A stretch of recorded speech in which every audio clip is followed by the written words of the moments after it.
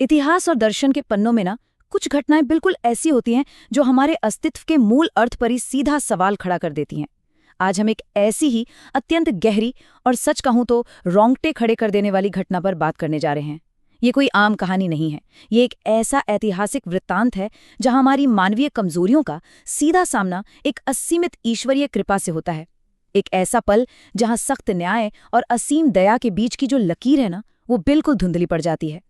हम बात कर रहे हैं श्रीमद् भागवत पुराण के 6ठे स्कंद से लिए गए अजामिल के आख्यान की। ये एक ऐसा वृत्तांत है जो हमें जीवन, मृत्यु और उसके पार के उन रहस्यों तक ले जाता है जो सच में किसी भी इंसान की चेतना को पूरी तरह से झकझोर कर रख सकते हैं। तो चलिए इस सफर की शुरुआत करते हैं। अब इस पूरी घटना के केंद्र में एक बहुत ही गहरा और बुनियादी सवाल छिपा है। जरा सोचिए, इस पूरे ब्रह्मांड को वास्तव में चलाता कौन है? क्या ये कर्मों का कोई बेहद कठोर और न बदलने वाला नियम है जहां आपने गलती की और आपकी सजा पक्की? या फिर क्या कोई ऐसी पारलौकिक ईश्वरीय कृपा भी है जो इन सारे सख्त नियमों से कहीं ऊपर है? इसी उलझे हुए रहस्य को सुलझाने के लिए आइए सीधे चलते हैं एक ब्रह्मांडीय न्यायालय के उस अविश्वसनीय दृश्य में। एक ऐसा महामुकदमा जो एक इंसान के जीवन के बिल्कुल आखिरी पलों में लड़ा जा रहा है। और यकीन मानिए, ये दृश्य ही तय करेगा कि आखिर जीत किसकी होती है, कर्म के तराजू की या फिर ईश्वर की असीम कृपा की। तो सीन कुछ इस तरह का है। इमेजिन कीजिए, अजामिल नाम का एक व्यक्ति है, उम्र हो चुकी है 88 साल। वो अपनी मृत्युशैया पर लेटा हुआ है, सांसें उखड़ रही हैं, जीवन की डोर बस छूटने ही वाली है। और ठीक उसी पल उसके सामने कुछ ऐसा प्रकट होता है जो किसी की भी रूह कंपा दे। और नहीं, ये कोई दिमागी वहम या हेलुसिनेशन नहीं था, ये साक्षात यमदूत थे, मृत्यु के देवता, यमराज के सबसे खौफनाक सेवक। उनके चेहरे इतने विकृत और डरावने थे, हाथों में मौत का फंदा था, और वो वहां बस एक ही काम के लिए आए थे, अजामिल की आत्मा को उसके शरीर से नोचकर सीधा नरक ले जाने के लिए। अजामिल के लिए ये पल पूरी तरह से निरपेक्ष खौफ का था। वो अपनी इस भयानक नियति के सामने खुद को बिल्कुल बेबस और लाचार महसूस कर रहा था। उस असहनीय और कांपते हुए खौफ के बीच जब अजामिल ने देखा कि मौत के वे दूत बिल्कुल उस पर झपटने ही वाले हैं, तो अपनी पूरी जान लगाकर उसने एक नाम पुकारा, नारायण। अब यहाँ एक बात बहुत ध्यान से समझिएगा। अजामिल अचानक से कोई भक्त नहीं बन गया था, ना ही वो भगवान से प्रार्थना कर रहा था, बिल्कुल नहीं। वो तो बस आंसुओं से भरी आंखों से अपने सबसे छोटे लाडले बेटे को पुकार रहा था, जिसका नाम संयोग से नारायण था। वो छोटा सा बच्चा वहीं कुछ दूरी पर खेल रहा था। मतलब अजामिल ने अनजाने में ही सही, लेकिन मौत की उस भयानक घबराहट में भगवान के पवित्र नाम का उच्चारण कर दिया था। ये महज एक डरे हुए पिता की चीख थी, किसी भक्त की स्तुति नहीं। ठीक है, चलिए इस पर गहराई से विचार करते हैं। क्योंकि जैसे ही वो नाम नारायण उसके कांपते होठों से निकलता है, वहां कुछ ऐसा होता है जिसकी किसी ने कल्पना भी नहीं की थी। अचानक पूरे कमरे में एक जोरदार गर्जना गूंज उठती है, रुको, और यमदूतों के उस खौफनाक झुंड को एक झटके में बलपूर्वक रोक दिया जाता है। ये आवाज किसकी थी? ये आवाज थी विष्णुदूतों की। भगवान विष्णु के बेहद दिव्य, तेजस्वी और शक्तिशाली संदेशवाहक अचानक उस कमरे में प्रकट हो जाते हैं। उनकी उस असीम चमक के सामने यमदूतों का वो सारा अंधकार मानो फीका सा पड़ गया। उन्होंने यमदूतों को साफ चेतावनी दे दी कि अजामिल की आत्मा को छूने की भूल भी मत करना। सोचिए, एक साधारण से इंसान का वो मौत का बिस्तर अब पूरे ब्रह्मांड के सबसे शक्तिशाली दूतों के बीच एक महाटकराव का केंद्र बन चुका था। लेकिन एक मिनट, यमदूत आखिर अजामिल को नरक क्यों ले जाना चाहते थे? इसके लिए हमें अजामिल के जीवन के पन्नों को थोड़ा पलटना होगा, और ये कहानी सच में झकझोरने वाली है। देखिए, उसका जीवन कोई एक सीधी लकीर नहीं था। अपनी युवावस्था में वो एक अत्यंत शुद्ध और उच्च कोटि का वैदिक विद्वान था, मतलब बिल्कुल टॉप टियर। लेकिन फिर जवानी के दिनों में ही वो कामुकता और भारी पाप के एक ऐसे अंधेरे कुएं में गिरा जहां से वो कभी निकल ही नहीं पाया।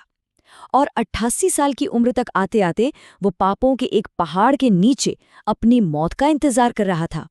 पर हैरानी की बात यह है कि अपने अंतिम दिनों में उसने आध्यात्मिक पूर्णता पाली।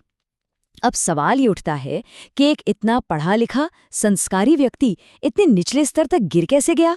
ये एक बहुत ही प्रासंगिक और गहरा सवाल है। उसके इस पतन को समझने के लिए हमें पहले उसकी ऊंचाई को समझना होगा। अजामिल का जो शुरुआती जीवन था वो पूरी तरह से धर्म के कड़े नियमों से बंधा हुआ था। धर्म यानी हमारे प्राचीन वैदिक सिद्धांतों के अनुसार बिल्कुल सही और शुद्ध आचरण। उसके जीवन में गजब की पवित्रता थी, अपनी इंद्रियों पर उसका कठोर नियंत्रण था और वो अपने हर कर्तव्य को पूरी निष्ठा से निभाता था। समाज में लोग उसकी मिसालें देते थे। वो सच में एक आदर्श युवा था। और यही वो बैकग्राउंड है जो उसके बाद के पतन को और भी ज्यादा दर्दनाक और शॉकिंग बना देता है। मतलब आध्यात्म के इतने ऊंचे शिखर पर बैठने के बावजूद वो फिसल गया। अब ये पतन हुआ कैसे? यहाँ अजामिल की जो साइकोलॉजी है वो समझना बहुत ही दिलचस्प है। ये सब शुरू हुआ बस एक दिन, जंगल के उस एक दृश्य से। उसने वहां एक निम्न वर्ग के व्यक्ति को एक वेश्या या कहें तो दासी के साथ कामुक आलिंगन में देख लिया। बस वो एक पल, और उसके मन के किसी गहरे कोने में दबी हुई इच्छाएं ज्वालामुखी की तरह फट पड़ी। ऐसा नहीं है कि उसने कोशिश नहीं की, उसने अपने सारे वैदिक ज्ञान, अपनी सारी बुद्धि लगा दी खुद को रोकने के लिए, पर वो पूरी तरह फेल हो गया। प्रलोभन इतना ज्यादा हावी था कि उसका सारा अच्छा विवेक शून्य हो गया। उसने क्या किया? अपनी उस सम्मानित पत्नी और बूढ़े माता पिता को घर से निकाल दिया, उस दासी को अपने घर ले आया, और फिर उसकी फरमाइशें पूरी करने के लिए वो चोरी, जुआ और धोखेबाजी जैसे जघन्य अपराधों तक पर उतर आया। ये घटना हमें बहुत साफ तौर पर दिखाती है कि सिर्फ किताबों या शास्त्रों का ज्ञान होना ही प्रलोभन के तूफान से बचने के लिए काफी नहीं होता। तो अपने उस पाप से भरे जीवन में अजामिल ने 10 पुत्रों को जन्म दिया। अब ये जो नंबर है ना 10, ये बहुत ही खास है। क्यों? क्योंकि उस दासी से पैदा हुए 10वें और सबसे छोटे बेटे का नाम ही उसने नारायण रखा था। अजामिल अपने इस सबसे छोटे बेटे के प्यार में पूरी तरह से अंधा था। बच्चे की तोतली बोली, उसका भागना दौड़ना, अजामिल बस उसी में अपनी दुनिया देखता था। अब यहाँ प्रकृति का मजाक देखिए, या कह लीजिए सबसे बड़ी विडंबना। इस भौतिक दुनिया में उसकी जो सबसे बड़ी कमजोरी थी, जो सबसे गहरी आसक्ति थी, उसका वो छोटा बेटा, वही अनजाने में उसके सबसे बड़े उद्धार का कारण बन गया। एक सांसारिक मोह ने बिना किसी योजना के सीधा ईश्वरीय मार्ग का दरवाजा खोल दिया। और इसी के साथ हम वापस आते हैं मौत के उस बिस्तर पर, जो अब सच में एक ब्रह्मांडीय अदालत का रूप ले चुका है। एक तरफ खड़े हैं यमदूत, जो बिल्कुल एक प्रोसिक्यूशन लॉयर यानी अभियोजन पक्ष की तरह अपनी दलीलें रख रहे हैं। उनकी मांग एकदम साफ है, सख्त नैतिक न्याय और कर्मों की पूरी सजा। और दूसरी तरफ डटे हुए हैं विष्णुदूत, जो बचाव पक्ष यानी डिफेंस की तरह खड़े हैं, और उनका पूरा तर्क टिका है अलौकिक दया और ईश्वरीय कृपा पर। अब हम इन दोनों ही पक्षों के तर्कों को बिल्कुल निष्पक्ष होकर तौलेंगे, क्योंकि शास्त्रों में दर्ज ये जो बहस है ना, ये कोई आम बहस नहीं है। ये बहुत ही ज्यादा तार्किक, गहरी और सोचने पर मजबूर कर देने वाली है। सबसे पहले बात करते हैं यमदूतों की। सच कहूं तो उनके तर्क बिल्कुल सॉलिड और न्यायसंगत थे। उन्होंने कहा, देखिए, इस अजामिल ने जानबूझकर सारे ब्राह्मणवादी नियमों की धज्जियां उड़ाई हैं। इसने अपना पूरा का पूरा जीवन सिर्फ चोरी, जुए और पाप में निकाल दिया। और सबसे बड़ी बात जो यमदूतों ने रखी वो ये थी कि अजामिल ने अपने जीवन में कभी भी, एक बार भी, अपने पापों को धोने के लिए कोई कर्मकांड या प्रायश्चित नहीं किया। तो यमदूतों के हिसाब से प्रकृति का नियम बहुत सिंपल है। अगर आपने पाप का फाइन नहीं भरा है तो शुद्धि के लिए आपको नरक की आग में तपना ही होगा। अगर हम न्याय के कटघरे से देखें तो यमदूतों का ये दावा 100% कानूनी और शास्त्र सम्मत था। तो सबसे महत्वपूर्ण बात यह है कि विष्णुदूतों ने यमदूतों के इस बिल्कुल परफेक्ट लगने वाले तर्क को काटा कैसे। विष्णुदूतों का जवाब न्याय के एक ऐसे पारलौकिक स्तर से आया जहां कर्म के नियम छोटे पड़ जाते हैं। उन्होंने कहा, हाँ, हम मानते हैं कि ये पापी है, लेकिन क्या तुमने ध्यान नहीं दिया?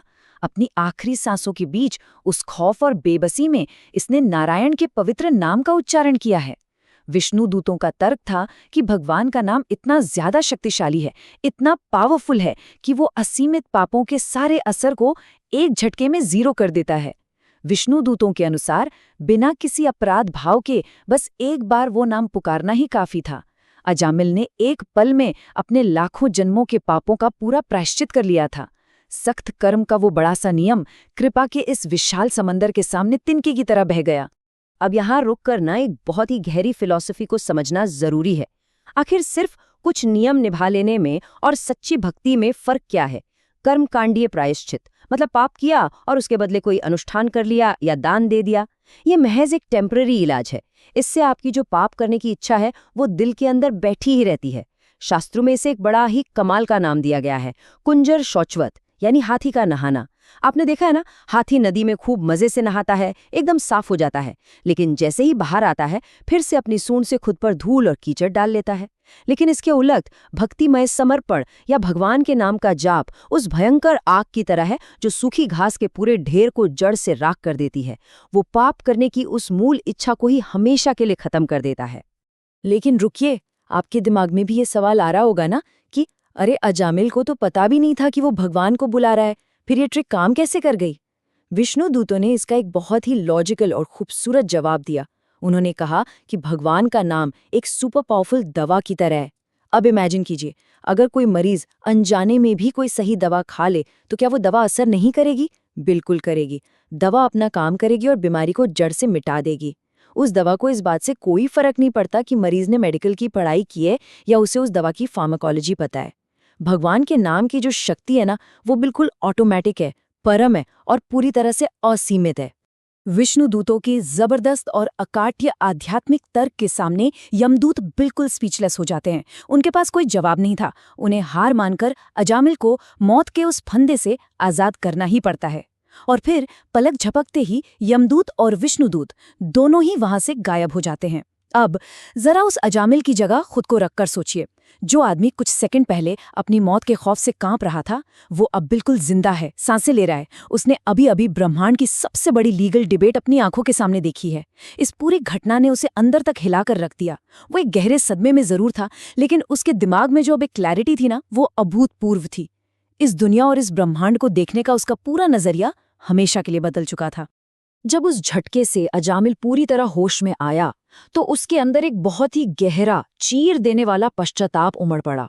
उसने अपनी पूरी गुजरी हुई जिंदगी को एक फ्लैशबैक की तरह देखा और उसे समझ आया कि कैसे इन भौतिक इंद्रियों ने उसे अपना गुलाम बनाकर रखा था। ग्लानि से भरे हुए उसने खुद का एक बड़ा ही कठोर एनालिसिस किया और कहा, एक अत्यंत पतित आत्मा होने के नाते मैं मोह का शिकार हुआ और एक महिला के इशारों पर नाचने वाले कुत्ते के समान बन गया था। सोचिए, ये कोई आम बात नहीं है, ये एक बहुत ही पावरफुल सेल्फ रियलाइजेशन था। अजामिल को ये बात गहराई से समझ आ गई थी कि इन छोटी मोटी भौतिक इच्छाओं ने उसकी बुद्धि को कितना भ्रष्ट कर दिया था, और अब वो किसी भी कीमत पर उस गटर में वापस नहीं गिरना चाहता था। अब इस बारे में जो सबसे दिलचस्प बात है वो ये है कि इस गजब की जागृति के ठीक बाद अजामिल ने असल में किया क्या। वो अपनी उस पुरानी लाइफस्टाइल में वापस नहीं गया। उसने एक बिल्कुल नया रास्ता चुना, भक्ति योग का रास्ता। अब ये भक्ति योग कोई ऐसा वैसा कर्मकांड या रोबोट की तरह किए जाने वाले अनुष्ठान नहीं है। ये एक बहुत ही प्योर, बहुत ही डायरेक्ट प्रोसेस है। इसमें इंसान अपना मन, अपनी पूरी जिंदगी और अपनी सारी इंद्रियां, सब कुछ सिर्फ और सिर्फ भगवान की सेवा और उनके स्मरण में लगा देता है। अजामिल को ये बात बिल्कुल क्रिस्टल क्लियर हो चुकी थी कि दुनिया के इन प्रलोभनों और मायाजाल से बचने का बस यही एक इकलौता तरीका है। यहाँ अजामिल की कहानी हमें एक बहुत ही प्रैक्टिकल बात भी सिखाती है। देखिए, एक बार कोई नियर डेथ एक्सपीरियंस हो जाना या पल भर के लिए कोई प्रेरणा मिल जाना ही काफी नहीं होता। इस आध्यात्मिक रास्ते पर टिके रहने के लिए आपको तुरंत और बहुत ही सॉलिड एक्शन लेना पड़ता है। और सबसे बड़ी बात, ये तभी मुमकिन है जब आपको सही लोगों का, शुद्ध आत्माओं का साथ मिले। अजामिल ने जो वो चंद पल विष्णु दूतों के साथ बिताए थे ना, उन्होंने उसके दिल पर एक ऐसी छाप छोड़ी कि उसका इरादा बिल्कुल फौलाद बन गया। उन दिव्य आत्माओं की प्रेजेंस ने उसे वो ताकत दी कि उसने एक झटके में अपनी उस पुरानी सड़ी गली जिंदगी को लात मार दी। और यही वो फौलादी इरादा था जिसने अजामिल से एक बड़ा कदम उठवाया। उसने एक सेकंड की भी देरी नहीं की। अपना घर, वो दासी, अपने सारे सांसारिक रिश्ते नाते, सब कुछ वहीं छोड़ा और सीधा निकल पड़ा हरिद्वार की ओर। हरिद्वार, जो गंगा जी के पवित्र तट पर है, वो कोई आम जगह नहीं है। सदियों से वो ध्यान, तपस्या और खुद को जानने का एक बहुत बड़ा केंद्र रहा है। अजामिल वहां गया और उसने खुद को दुनिया के इस पूरे शोर शराबे से बिल्कुल कट ऑफ कर लिया। क्यों? ताकि वो अपना पूरा फोकस, अपनी पूरी एनर्जी सिर्फ और सिर्फ अपनी अंतिम आध्यात्मिक साधना पर लगा सके। हरिद्वार पहुंचकर अजामिल ने जो किया वो कोई दिखावा नहीं था, वो सच्चे प्रायश्चित और पूरे समर्पण का एक मास्टर क्लास था। उसने सबसे पहला काम किया, इस दुनिया की हर भौतिक चीज से अपना मोह भंग कर लिया। वो एक विष्णु मंदिर में रहने लगा। याद है ना, जिन इंद्रियों ने उसे एक वक्त पर कठपुतली बनाकर नचाया था, अब अजामिल ने उन पर फुल और स्ट्रिक्ट कंट्रोल कर लिया था। और जो सबसे मुश्किल काम होता है, अपने इधर उधर भागने वाले मन को कंट्रोल करना, उसने उस चंचल मन को पूरी तरह से भगवान के स्वरूप पर फोकस कर दिया। ये सिर्फ बाहर से किया गया कोई कर्मकांड नहीं था, ये उसके दिल से निकला एक गहरा और पूर्ण समर्पण था। समय बीतता गया और जब अजामिल की ये तपस्या, ये भक्ति पूरी तरह से पक कर तैयार हो गई, तब एक चमत्कार हुआ। वही विष्णुदूत, वो एक बार फिर से उसके सामने प्रकट हुए। लेकिन जरा ठहरिए, इस बार वो यमदूतों से लड़ने या उसकी जान बचाने नहीं आए थे। इस बार वो आए थे अजामिल को पूरे सम्मान के साथ वापस आध्यात्मिक दुनिया में ले जाने के लिए। ये वो अल्टीमेट मोमेंट है जहां एक इंसान की सबसे बड़ी कमजोरी का मिलन भगवान की सबसे बड़ी कृपा से होता है। अजामिल ने अपने इस नाशवान भौतिक शरीर को वहीं त्याग दिया और अपने उस असली शुद्ध आध्यात्मिक स्वरूप को हमेशा के लिए पा लिया। और ये बहुत ही शानदार ढंग से दर्शाता है कि कैसे सच्ची भक्ति किसी भी इंसान की किस्मत को 180 डिग्री पलट सकते हैं।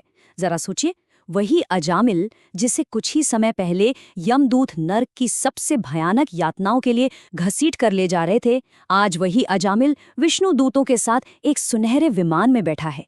और वो विमान ब्रह्मांड को पार करते हुए सीधा भगवान के दिव्य धाम की ओर जा रहा है। मतलब क्या गजब का प्लॉट ट्विस्ट है ना। एक ऐसा बदलाव जो हमारी सोच से भी परे है। और ये सब मुमकिन हुआ सिर्फ और सिर्फ भगवान के नाम की ताकत और एक सच्ची बिना किसी स्वार्थ वाली भक्ति से। तो इस पूरी हैरत अंगेज कहानी से हम आखिर सीखते क्या हैं? हमारे टेकअवेज क्या हैं? पहला और सबसे बड़ा लेसन, ईश्वरीय कृपा के दरवाजे कभी बंद नहीं होते, वो आपके जीवन के आखिरी सेकंड तक खुले हैं। दूसरा, भगवान के नाम में इतनी शक्ति है कि वो किसी भी भारी भरकम अनुष्ठान या कर्मकांड से हजारों गुना तेज और अपने आप काम करता है। तीसरा, सच्ची भक्ति सिर्फ आपको ऊपर ऊपर से साफ नहीं करती, ये आपके अंदर बैठी पाप की जड़ों को ही उखाड़ फेंकती है। और सबसे आखिरी बात, आप अपनी लाइफ में कितनी भी बड़ी गलती क्यों ना कर चुके हों, कितने भी नीचे क्यों ना गिर चुके हों, अगर आपका पश्चाताप सच्चा है और हृदय शुद्ध है तो आपकी शाश्वत मुक्ति की गारंटी पक्की है। जाते जाते मैं आपको एक बहुत ही गहरे विचार के साथ छोड़ना चाहती हूँ। जरा इस पर गौर कीजिएगा। अजामिल ने तो डर के मारे, बिना किसी भक्ति के, बिल्कुल अनजाने में बस एक बार भगवान का नाम लिया था और उसे पूरे ब्रह्मांड का सबसे बड़ा इनाम मिल गया, परम उद्धार मिल गया। तो अब जरा सोचिए, आज इसी दुनिया में जो लोग पूरी श्रद्धा से, पूरे प्यार से और पूरे इरादे के साथ उस भक्ति के रास्ते पर चलते हैं, उनके लिए इस ब्रह्मांड में कृपा की कितनी ऊंचाइयां इंतजार कर रही होंगी। है ना ये बात बिल्कुल दिमाग को हिला देने वाली? इस असीम संभावना पर एक बार जरूर विचार कीजिएगा। हमारे साथ इस शानदार सफर में जुड़ने के लिए बहुत बहुत धन्यवाद।